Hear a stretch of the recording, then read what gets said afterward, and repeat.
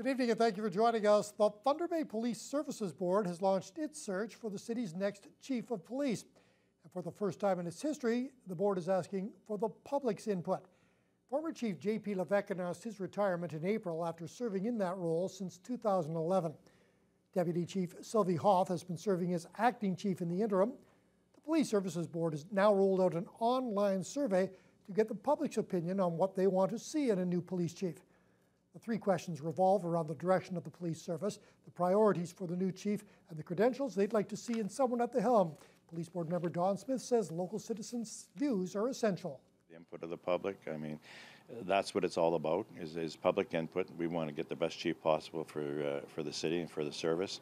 And by having the public's input, that gives us some direction as to what their feeling is on it. And moving forward, that helps us. To participate in the survey, the website address is thunderbaypolicechiefsearch.ca. The board hopes to have a new chief chosen by the end of October. It's been a long 121 days for the striking workers at the Port Arthur Health Centre, and with no end in sight, the protest is set to reach new heights tomorrow morning. Carmen Wong has that story. After several solidarity rallies, days of action, and community events that have failed to bring the employer back to the table, Unifor is calling in backup.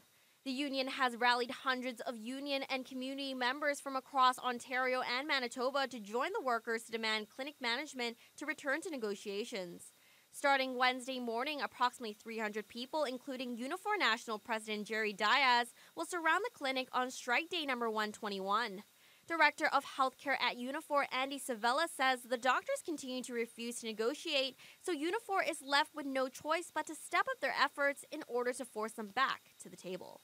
The longer the strike drags out, the protests are only going to get bigger. Our efforts to get them to come back to the table are only going to grow in strength.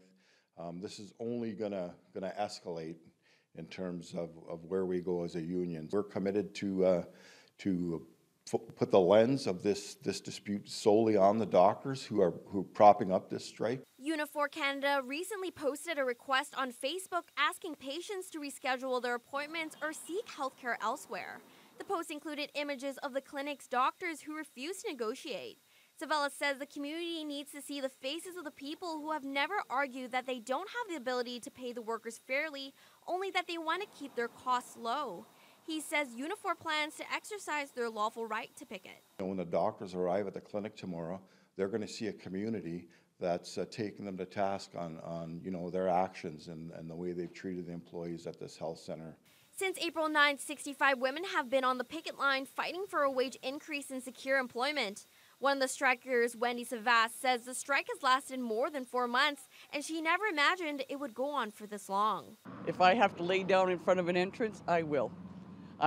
Enough is enough. I'm tired, and this has got to get settled. I'm just frustrated.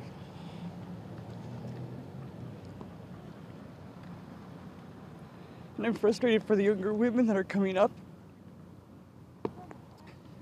Nobody deserves to be treated like this. Carmen Wong, TBT News. Ontario Premier Doug Ford has cracked open his government's Buck a Beer plan. The move was one of Ford's promises during the spring election campaign, along with a vow to expand the sale of beer and wine to corner and box stores. It will see the minimum price of a bottle or can of beer drop to $1 by Labor Day weekend. Colin DeMello reports. At a microbrewery in Prince Edward County, Premier Doug Ford popped the top off a campaign promise. Ontario, the day you've been waiting for is finally here. We're bringing back a buck of beer to Ontario. Here, here. The province will lower the minimum price of a bottle or a can of beer to a loonie. With the deposit and taxes, the price for a 2-4 should hover around $29.50.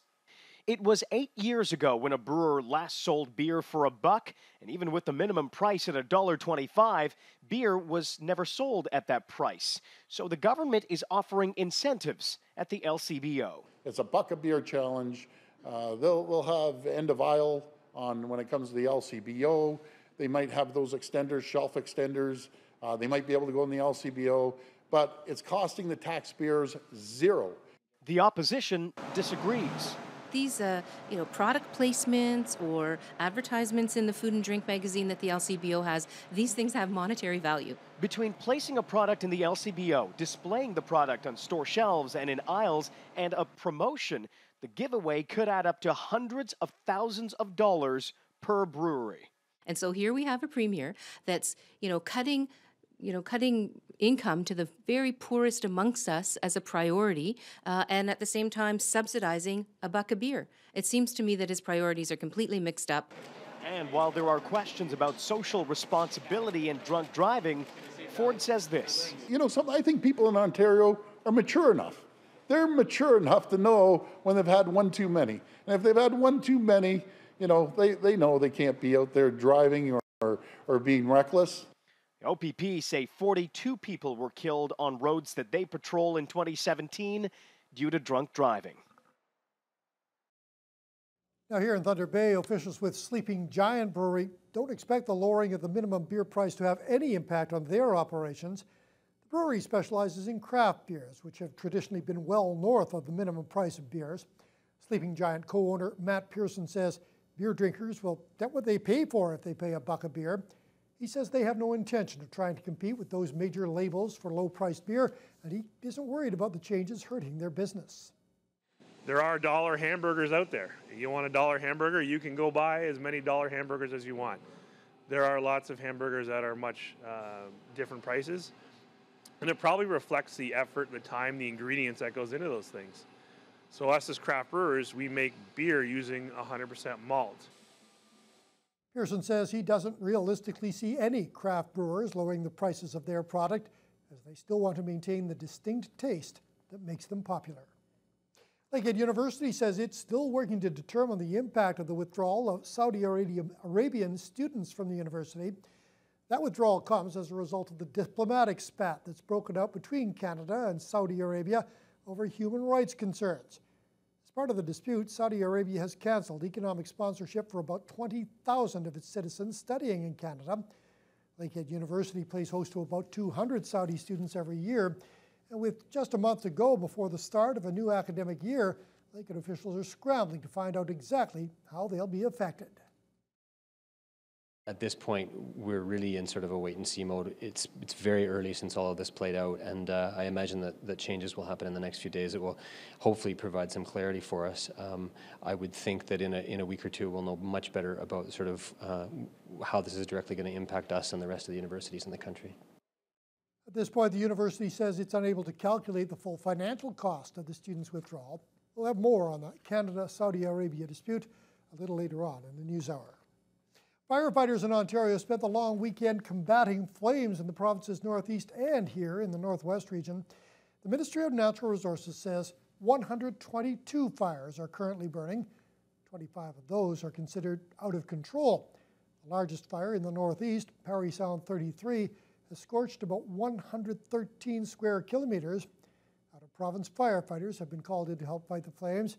Meantime, smoke is impacting air quality and visibility, and there are concerns high heat and dry weather could stoke the flames even higher. Well, this is one Thunder Bay Police don't have to deal with every day. Officers were called Saturday afternoon by security at Marina Park after someone stole a tugboat.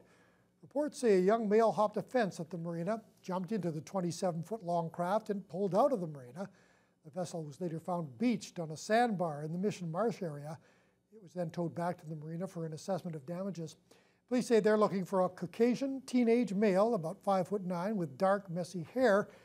Anyone with information on the theft of that tugboat is being asked to contact City Police.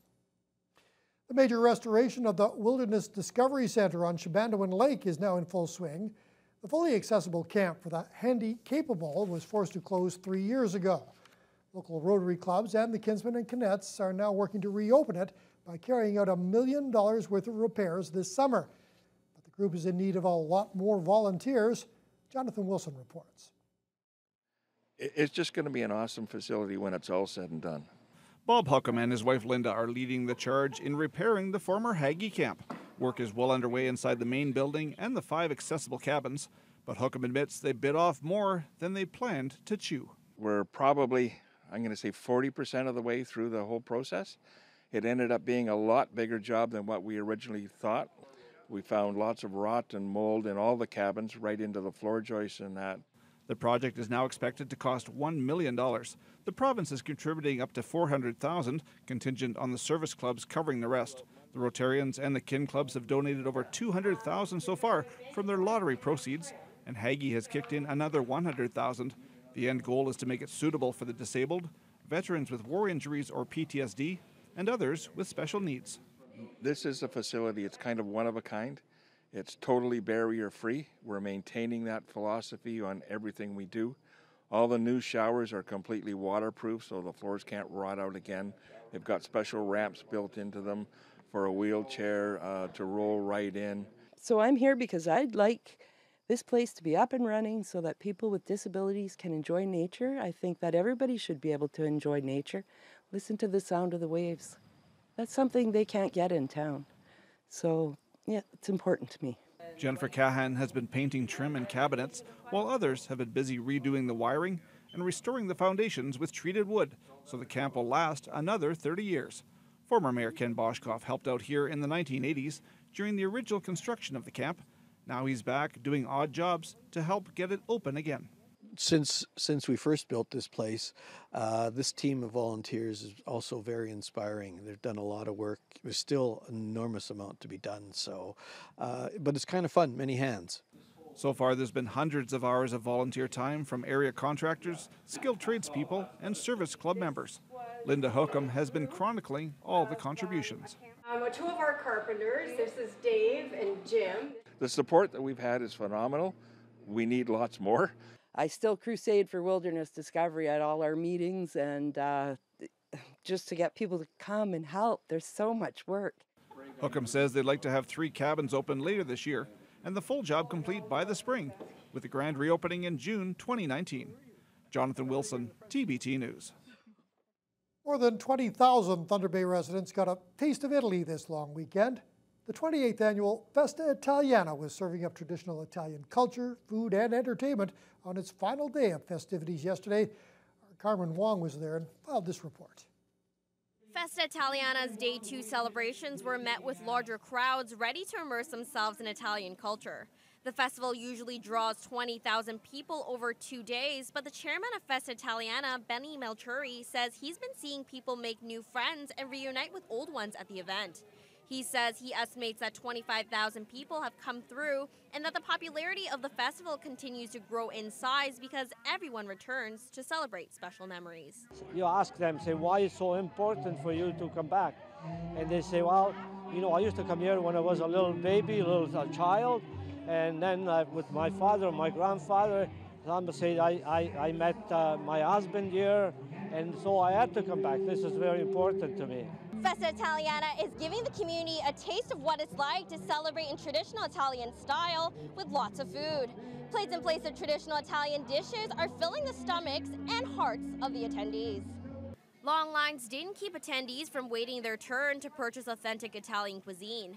Over 5,000 pounds of gnocchi was served over the 2-day event, and in celebration of Italian food, the festival held its annual spaghetti eating contest.